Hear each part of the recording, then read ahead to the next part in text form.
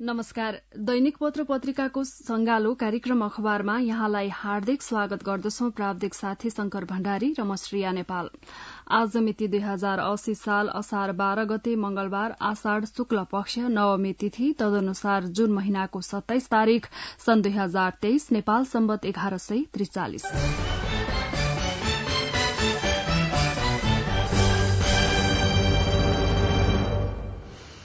आज राजधानीबाट प्रकाशित विभिन्न दैनिक पत्र पत्रिकामा फरक फरक शीर्षकमा खबरहरू छापिएका छन्। गोर्खापत्र दैनिकको अग्र पृष्ठको खबरबाट कार्यक्रमको शुरूआत गर्दैछौं। गण्डकी आयोजनाको शिलान्यास असारभित्रै प्रम शीर्षकमा छापिएको खबर हो। यो प्रधानमन्त्री पुष्पकमल दाहाल प्रचण्डले बुढी गण्डकी जलविद्युत आयोजनाको शिलान्यास यही असारभित्रै गर्ने तयारी भइरहेको बताउनु भएको छ।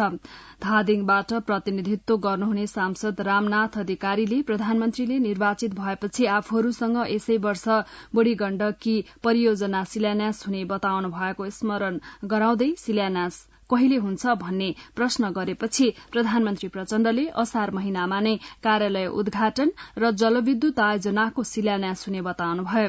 उक्त आयोजनाको निर्माण प्रक्रिया अगाडि बढ़ाउने विषयमा पटक पटक प्रतिबद्धता जनाएको स्मरण गर्दै प्रधानमन्त्री प्रचण्डले आयोजनाको मोडालिटीका विषयमा सहमति भइसकेको र आवश्यक प्रक्रिया छिट्टै शुरू हुने जानकारी दिनुभयो।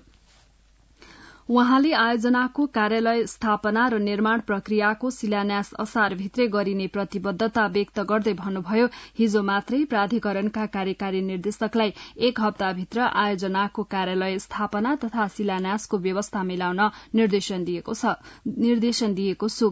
धादिङको गजुरीमा आदर्श बहुमुखी क्याम्पसको सोमबार भवन उद्घाटनका क्रममा प्रधानमन्त्री प्रचण्डले राष्ट्रिय गौरवको आयोजनाका रूपमा रहेको बुढी गण्डकी निर्माण महत्वपूर्ण रहेको बताउनु भयो। बुढी गण्डकी राष्ट्रिय गौरवको आयोजना भएको र आफू सोही जिल्ला गोर्खाबाट प्रतिनिधित्व गर्ने जनप्रतिनिधिको नाताले पनि बुढी गण्डकी बन्नेमा विश्वस्त हुन प्रधानमन्त्रीले आग्रह गर्नुभयो। बुढी गण्डकी बन्ने नबन्ने दुविधा जनतामा रहेकाले त्यसबारे सरकारको धारणा स्पष्ट पार्न बागमती प्रदेशका मुख्यमन्त्री शालिग्राम जमकट्टेल र प्रतिनिधि सभा सदस्य रामनाथ अधिकारीले प्रधानमन्त्रीलाई आग्रह गर्नुभएको थियो। सांसद अधिकारीले गोर्खा र धादिङका बुढी गण्डकी प्रभावितले अझै मुआब्जा पाएका छैनन् भन्दै मुआब्जा असार मसान्तसम्ममा वितरण गर्न आग्रह गर्नुभएको थियो।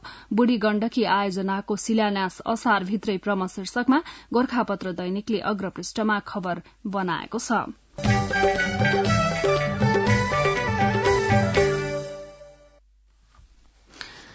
जलहरी मुचुल्कामा एउटा तौल, परीक्षणमा अर्कै, कान्तिपुर दैनिकले अग्रपृष्ठमा छापेको खबरको शीर्षक हो। पशुपतिनाथ मन्दिरको ज्योतिर्लिङ्ग गर्भगृहमा राखिएको जलहरीको तौल मुचुल्का र परीक्षणमा फरक फरक पाइएको छ। करिब 2.5 वर्ष अघि उठाइएको मुचुल्कामा 96 केजी 822 ग्रामको जलहरी बनाइएको र बाँकी सुनका टुक्राबाट रिङ बनाएर त्यसमा लगाइएको उल्लेख छ भने अख्तियार दुरूपयोग अनुसन्धान आयोगले आइतबार गरेको परीक्षणमा जलहरीको तौल 107 केजी 468 ग्राम पाइएको छ। पशुपति क्षेत्र विकास कोषले भने 107 केजी 924.75 ग्रामको जलहरी राख्ने निर्णय गरेको थियो। नेपाल राष्ट्र बैंकबाट 80 करोड़ 11 हजार रूपैयाँमा 103 केजी 773 ग्राम सुन खरिद गरेर अपारदर्शी रूपमा जलहरी तयार पारिएको भन्दै कोषका तत्कालीन पदाधिकारी विरूद्ध 2078 मै अख्तियारमा उजुरी परेको थियो। जलहरी राख्नु अघि तयार गरिएको मुचुल्काको विवरणमा शंकास्पद रूपमा केरमेट र अंक घटबढ़ गरिएको देखिन्छ। जलहरी राख्दा उपस्थिति जनाइएका केही व्यक्तिको मुचुल्कामा हस्ताक्षर पनि छैन।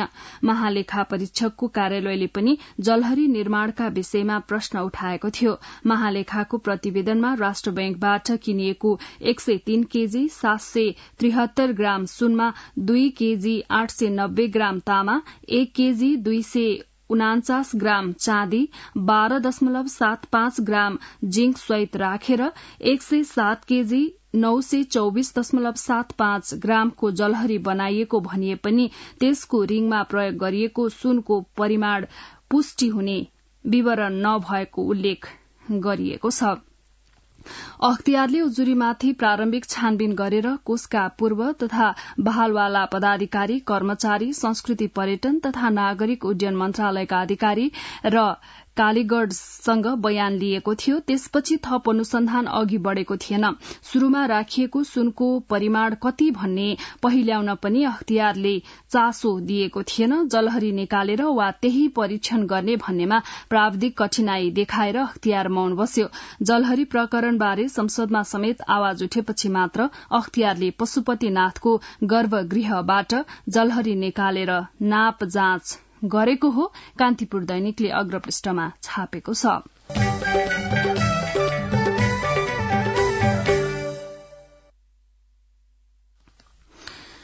विनियोजन विधेयक 2080 को मन्त्रालयगत छलफलका क्रममा उठेका प्रश्नमा प्रतिनिधि सभामा विभागीय मन्त्रीहरूले जवाफ दिने क्रम हिजो पनि जारी रह्यो। सोमबार विभिन्न 8 मन्त्रालयका तर्फबाट विभागीय मन्त्रीले जवाफ दिनु भएको छ। मंगलबार विभागीय मन्त्रीले जवाफ दिने क्रम सक्ने तयारी रहेको छ।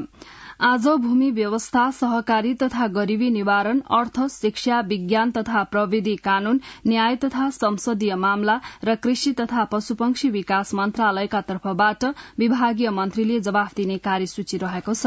प्रधानमन्त्री तथा मन्त्री परिषदको कार्यालय र मातहतका निकायको जवाफ त्यसपछि मात्र हुनेछ। हिजो रक्षा, संघीय मामला तथा सामान्य प्रशासन, संस्कृति, पर्यटन तथा नागरिक उड्डयन, स्वास्थ्य तथा जनसंख्या, परराष्ट्र, ऊर्जा, जलस्रोत तथा सिंचाई, खानेपानी र श्रम, रोजगार तथा सामाजिक सुरक्षा मन्त्रालयका तर्फबाट विभागीय मन्त्रीले जवाफ दिनु भएको छ। सभामा जवाफ दिँदै उप प्रधानमन्त्री एवं रक्षा मन्त्री पूर्णबहादुर खड्काले नेपाली सेनाको संख्यालाई निरपेक्ष रूपमा नहेर्न आग्रह गर्नुभयो। सेनाको संख्या राष्ट्रिय सुरक्षा परिषदको सिफारिशमा नेपाल सरकारले निर्धारण गर्ने र सरकारले तोकेको जिम्मेवारी सेनाबाट सम्पादन हुने पनि मन्त्री खड्काको भनाइ छ। सेनाको संख्यालाई मुलुकको भौगोलिक अवस्थिति, अन्तर्राष्ट्रिय सुरक्षा परिवेश, मुलुकको आवश्यकताका आधारमा विश्लेषण गर्नुपर्ने पनि बताउनुभयो। राष्ट्रिय सुरक्षा नीति कार्यान्वयनमा गोरखापत्र दैनिकले अग्रपृष्ठमा छापेको छ।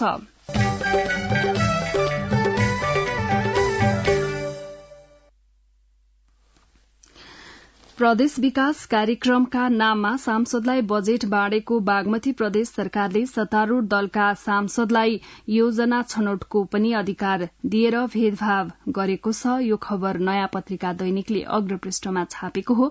आगामी आर्थिक वर्षको बजेटमा प्रत्यक्ष निर्वाचित सांसदहरूलाई जनही 3 करोड़ र समानुपातिकलाई 1 करोड़का दरले छुट्याइएको छ। यसबाहेक सत्ता पक्षका सांसदले छनौट गरेका योजनामा करिब 3 अर्ब थप विनियोजन गरेको छ, तर विपक्षी सांसदलाई यो सुविधा दिएको छैन।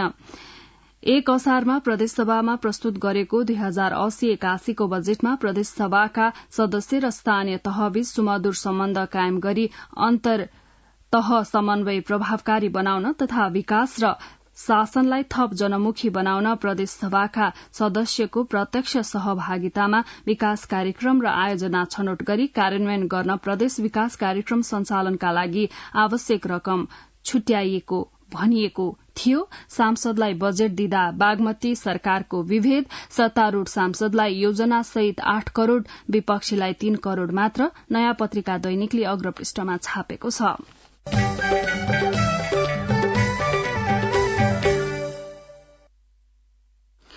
तपाई यति बेला दैनिक पत्र पत्रिकाको संगालो कार्यक्रम अखबार सुन्दै हुनुहुन्छ। अब एकैछिन विज्ञापन र सन्देश। सुन त, भोलिको मिटिङको लागि सबैलाई फोन गर्यो? छैन सर, मेरो मोबाइलमा ब्यालेन्स नै थिएन। अलि पछि गर्छु ल्यान्डलाइनबाट। ल हेर, मोबाइलमा ब्यालेन्स छैन भनेर हुन्छ? तिमीलाई थाहा छैन यस कार्यालयले नेपाल टेलिकमको कर्पोरेट युजर ग्रुप अर्थात सीयूजी सेवा लिएको छ। तिम्रो नम्बरलाई पनि सीयूजीमा सहभागी गराउन। अनि सर, मेरो त प्रिपेड नम्बर हो नि। अहिले नेपाल टेलिकमले प्रिपेड र पोस्टपेड दुवै फोनमा सीयूजी सेवा लागू गरिसकेको छ। सीयूजीमा आबद्ध भएपछि हाम्रो कर्मचारीहरू बीच निशुल्क र नेपाल टेलिकमको नेटवर्कमा सस्तो दरमा फोन तथा एसएमएस गर्न र डाटा चलाउन पाइन्छ नि। तिमीलाई थप जानकारी चाहिएमा नेपाल टेलिकमको वेबसाइट www.ntc.net.np मा हेर न। नेपाल टेलिकम, राष्ट्रको संचार। कार्यक्रममा पुनः स्वागत छ। अब विभिन्न दैनिक पत्र पत्रिकामा छापिएका बाँकी खबरहरू। 42 स्थानीय तहले ल्याएनन् बजेट, गोरखापत्र दैनिकले अग्रपृष्ठमा छापेको खबर हो यो। स्थानीय तहले हरेक वर्षको असार 10 गतेभित्र आफ्नो सभामा आगामी वर्षको नीति र कार्यक्रम तथा बजेट पेश गर्नुपर्ने कानूनी व्यवस्था भए पनि 42 वटा स्थानीय तहले तोकिएको मितिभित्र सभामा बजेट पेश गर्न सकेनन्। कुल 753 स्थानीय तह मध्ये 293 वटा नगरपालिका छन्। नेपाल नगरपालिका संघका अनुसार तीमध्ये 13 वटा नगरपालिकाले असार 10 गतेभित्रै बजेट पेश गर्न सकेनन्। त्यस्तै कुल 460 वटा गाउँपालिका मध्ये 29 वटा गाउँपालिकाले गाउँसभामा आगामी आर्थिक वर्ष 2080-81 का लागि बजेट पेश गर्न नसकेको गाउँपालिका राष्ट्रिय महासंघ नेपालले जनाएको छ। 6 वटा महानगरपालिका रहेकामा 3ले भने तोकिएको मितिभित्रै बजेट ल्याएका छन्। गाउँपालिका राष्ट्रिय महासंघ नेपालका कार्यकारी निर्देशक राजेन्द्र प्रसाद प्याकुरेलले स्थानीय तहका विभिन्न कठिनाईले गर्दा कानूनले तोकिएको समय सीमाभित्रै बजेट सभामा पेश गर्न नसकेको बताउनुभयो। उहाँका अनुसार दुर्गम स्थानीय तहमा प्रमुख प्रशासकीय अधिकृतको अनुपस्थिति हुनु, स्थानीय तहका प्रमुख अस्वस्थ हुनु, कतिपय स्थानीय तहमा प्रतिनिधित्व गर्ने राजनीतिक दलको विवाद कायम रहनु, प्रमुख र उपप्रमुख बीचको आन्तरिक द्वन्द्व रहेकाले ती स्थानीय तहले आगामी वर्षका लागि नीति, कार्यक्रम र बजेट सभामा पेश गर्न नसकेका हुन्। 42 स्थानीय तहले ल्याएनन् बजेट, गोरखापत्र दैनिकले अग्रपृष्ठमा छापेको छ।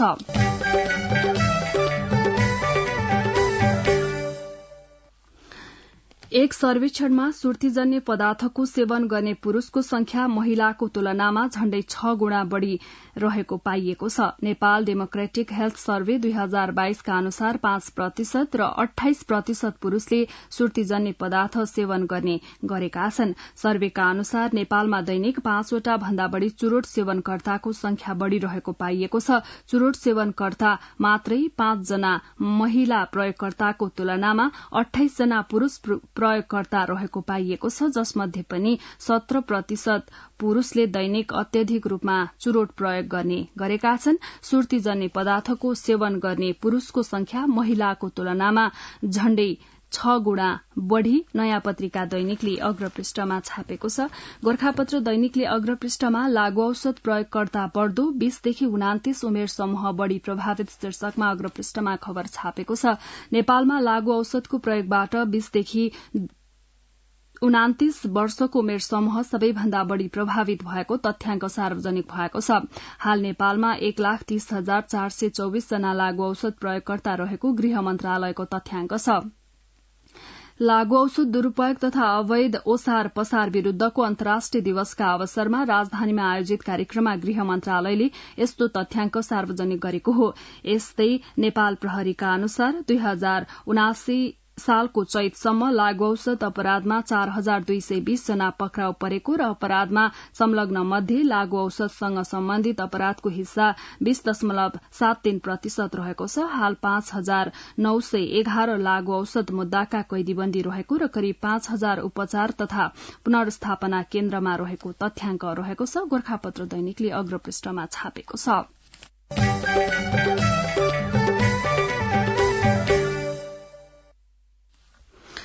कांग्रेस र एमालेका दोस्रो तहका नेताहरूले नयाँ समीकरण बनाउन कसरत गरिरहेका बेला कांग्रेस सभापति शेरबहादुर देउवाले सत्ता गठबन्धनबाट दायाँ बायाँ नहुने बताउनु भएको छ। दोस्रो तहका नेताको सक्रियताले सशंकित प्रधानमन्त्री एवं माओवादी अध्यक्ष पुष्पकमल दाहालले राखेको गठबन्धन बैठकमा देउवाले सत्ता सहयात्री दललाई नयाँ समीकरण नबनाउने विश्वास दिलाउनु भएको हो। एमाले ठूलो पार्टीले सरकारको नेतृत्व गर्दा प्राकृतिक हुने र दुई ठूला दल मिल्दा मात्रै राजनीतिक स्थिरता एवं सरकारको प्रभावकारिता देखिने तर्कसहित अघि सारेको प्रस्तावमा छलफल भइरहेका बेला देउवाले स्वास्थ्य उपचारका क्रममा सिंगापुरमा महत्वपूर्ण राजनीतिक भेटवार्ता गरेको चर्चा चलेको थियो। सिंगापुरबाट फर्के लगत्तै उहाँले महत्वपूर्ण राजनीतिक निर्णय लिन सक्ने आशंका भइरहेको थियो। देउवा शुक्रबार राति सिंगापुरबाट फर्केको भोलिपल्टै दाहालले बजेट पारित गर्ने विषयमा छलफल गर्ने भन्दै 5 दल सम्मिलित सत्ता गठबन्धनको बैठक राख्नु भएको थियो। बैठकमा बजेटको विषय भन्दा कांग्रेस र एमाले बीचको समीकरणको चर्चाले उत्पन्न गराएको तरंगमाथि गम्भीर छलफल भएको सहभागी नेताहरूले बताएका छन्। शेरबहादुरजीको अनुहार एकदमै फूर्तिलो र चम्किलो देखिएको थियो। त्यसैलाई जोडेर एक नेताले तपाईंको अनुहार एकदमै फूर्तिलो देखिएको छ, स्वास्थ्य उपचार राम्रो भएछ क्या हो भन्नुभयो। देउवाजीले हो, पूरै समय स्वास्थ्य उपचार गरेर फर्किए भन्नुभयो। ती नेताले भने त्यसपछि त्यति मात्रै होइन भन्ने कुरा आएको छ। ठूला ठूला राजनीतिक भेटघाट भएको, सत्ता समीकरणको कुरा पनि चलेको भनिन्छ, के हो भनेर कुरा उठ्यो। उहाँले त्यस्तो केही होइन, कसैसँग भेट भएको छैन, उपचार गर्न जाँदा पनि राजनीति गर्ने, हल्ला गर्ने भन्दै झोकिनुभयो। गठबन्धनभित्र एक आपसमा विश्वास दिलाउने तछाड मछाड कान्तिपुर दैनिकले अग्रपृष्ठमा छापेको छ।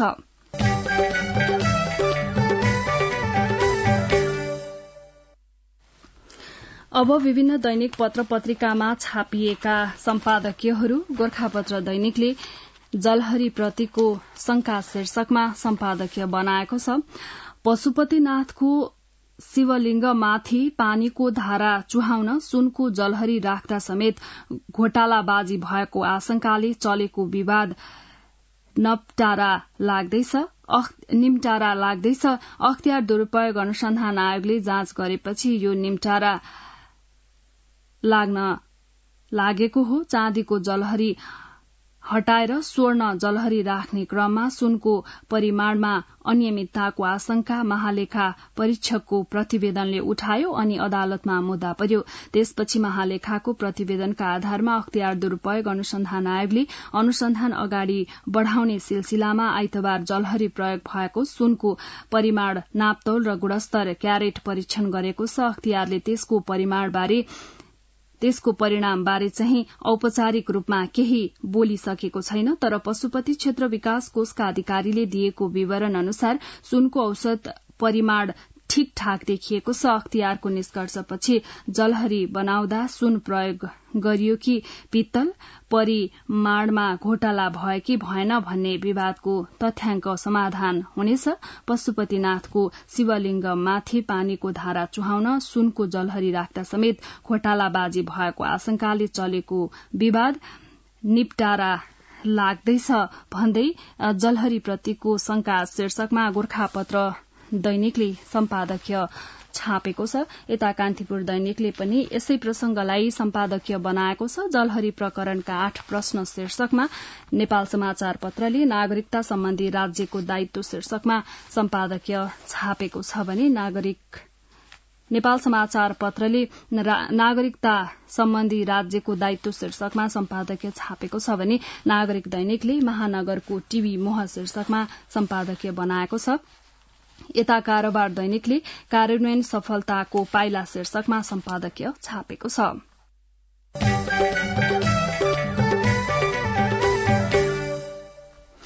विभिन्न दैनिक पत्र पत्रिकामा छापिएका सम्पादकीयहरूपछि अब बाँकी प्रसंगहरू। मेलम्ची बजार पुनः सञ्चालन हुने आशा शीर्षकमा गोर्खापत्र दैनिकले अग्रपृष्ठमा खबर छापेको छ।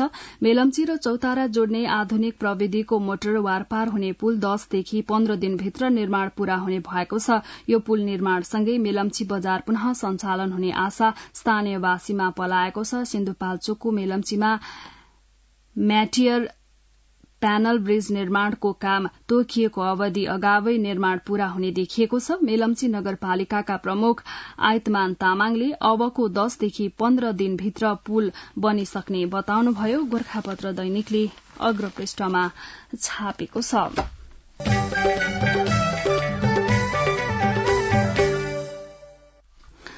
तरकारी फलाउने चौतारा सागा चोकगढ़ी नगरपालिकाका किसानले आफूले उत्पादन गरेका तरकारी बेच्न बजारका घर पसल धाउनु पर्ने भएको छ। नगरपालिकाको कार्यालयले किसानका उत्पादन खरिद गर्न थालेपछि यस्तो बाध्यता हटेको हो।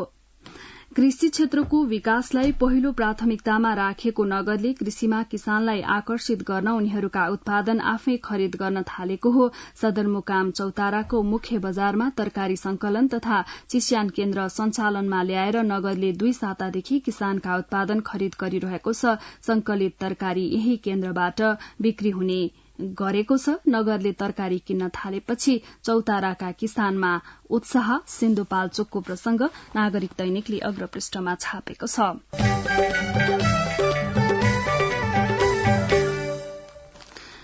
निजामती प्रशासनमा कर्मचारी सरूवा नियमित प्रक्रिया भए पनि सरूवा सम्बन्धी कुनै मापदण्ड नहुँदा सरूवा सधैं विवादित हुने गरेको छ। प्रधानमन्त्री, मन्त्री तथा उच्च पदस्थहरू नै सरूवा मापदण्ड बनाउन उदासीन हुने गरेको पाइएको छ।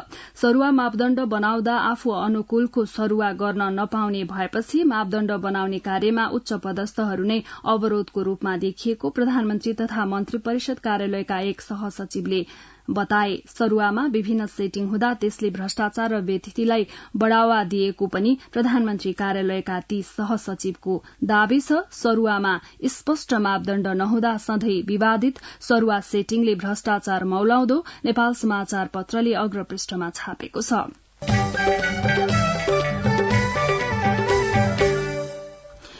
नेपाल औषधि उत्पादन संघले सिटामोल र जीवनजल अहिलेको मूल्यमा उत्पादन गर्न नसकिने भन्दै मूल्य समायोजनको माग गरिरहेको छ। सरकारले तोकेको मूल्यमा सिटामोल र जीवनजल उत्पादन गरेर बिक्री गर्नै नसकिने भन्दै औषधि उत्पादक उद्योगीले मूल्य समायोजन गर्न माग गरेका हुन्।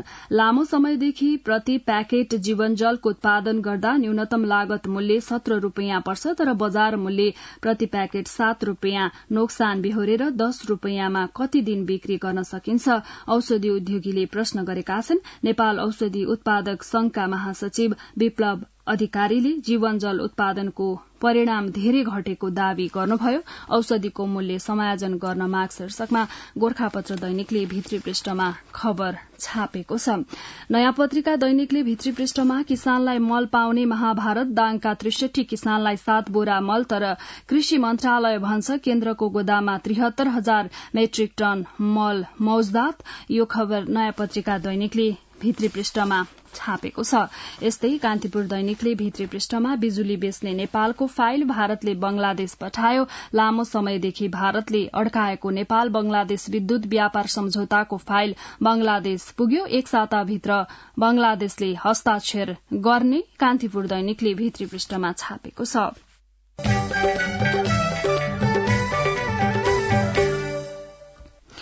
यिनै विभिन्न दैनिक पत्र पत्रिकामा छापिएका विविध प्रसंगसँगै हामी कार्यक्रमको अन्त्यमा आइपुगेका छौं। प्रविधिमा सहयोग गर्नुहुने शंकर भण्डारीलाई धेरै धन्यवाद दिँदै म श्रेया नेपाल पनि बिदा हुन्छु। यसपछि कार्यक्रम अन्तर्संवाद सुन्न सक्नुहुनेछ। हवस् त, नमस्कार।